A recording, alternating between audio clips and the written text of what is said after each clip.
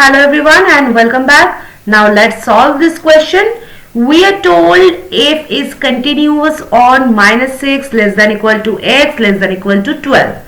The graph consists of one semicircle below the x-axis from minus 6 to 0 and one semicircle above the x-axis from 0 to 6 and one line segment from 6 to 12. And we define gx is equal to integration of minus 6 to x ft dt. Very important idea, g dash x is equal to fx and g double dash x is equal to f dash x. So everything about g depends on the graph of f. Now let's come to part A. Find g dash 5. Okay, so we use g dash x is equal to fx. Okay, so g dash 5 is equal to f5.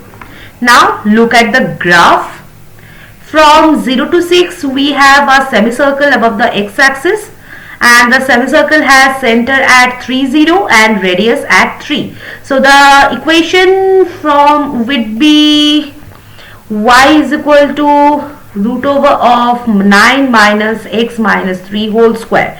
Now plug in x is equal to 5, so we get f5 is equal to root over of 9 minus 5 minus 3 whole square, that is root over of 9 minus 4, that is root 5. So the final answer for part A will be root 5 because g dash x is equal to fx by the fundamental theorem of calculus. Now let's come to part B. Points of inflection of g. Now inflection points occur where g double dash x is equal to f dash x. Now changes the sign. That means we look where the slope of f changes the sign. Now first semicircle minus 6 to 0. Okay, bottom half of circle, so slope will be negative on the left half, 0 at lowest point, x is equal to minus 3 and positive after. So concavity of g changes at x is equal to minus 3. Okay, now the second semicircle, top half of circle, slope will be positive from 0 to 3 and 0 at 3 and negative after 3. Okay, so another change at x is equal to 3. Okay, now line segment 6 to 12, slope is constant positive, so no change there. So the final answer for part B will be x is equal to minus 3 and x is equal to 3. This is the answer for part B. Now let's come to part C. Find G12 and G0. Remember, gx is equal to integration minus 6 to x ft dt. Okay, this means we calculate the signed area. Now first, g0 from minus 6 to 0 is a semicircle below x-axis.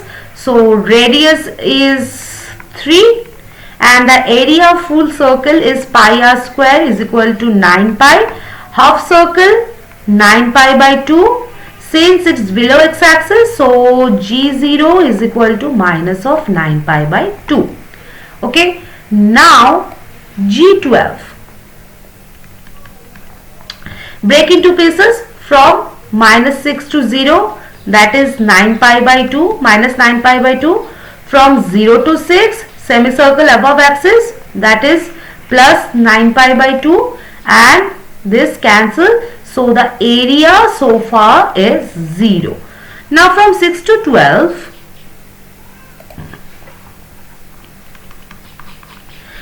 line segment from 6, 0 to 12, 3 and this forms a triangle, base 6 and height 3. Okay, so area will be half into 6 into 3, that is 9. So G12 is equal to 9.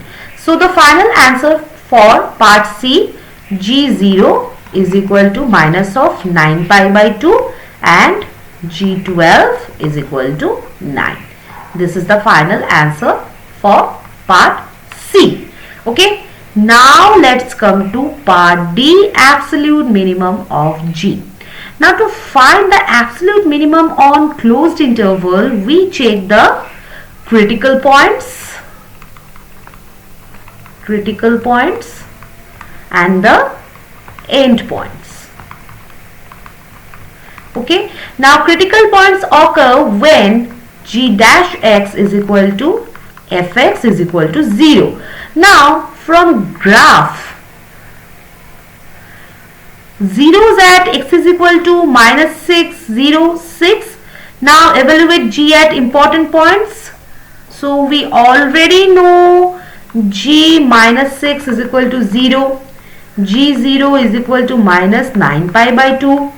G6 is equal to what? 0, and G12 is equal to 9. Now compare the values.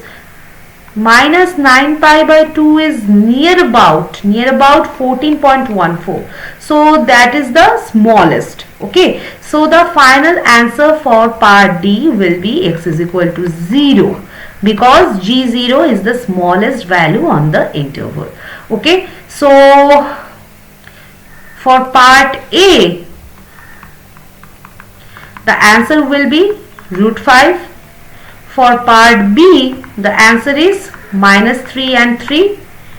Part C, the answer is G0 is equal to minus of 9 pi by 2 and G12 is equal to 9. And for part D, the answer is x is equal to 0. So this is the final summary for this question. So I hope this solution is clear to you. If you have any kind of problems, any kind of doubts, you can ask me in the comment section. I'll reply back to you as soon as possible. So this was the final answer. See you in the next session with a new question, with a very interesting question. So don't miss it out. So see you in the next session. Till then, bye bye and take care.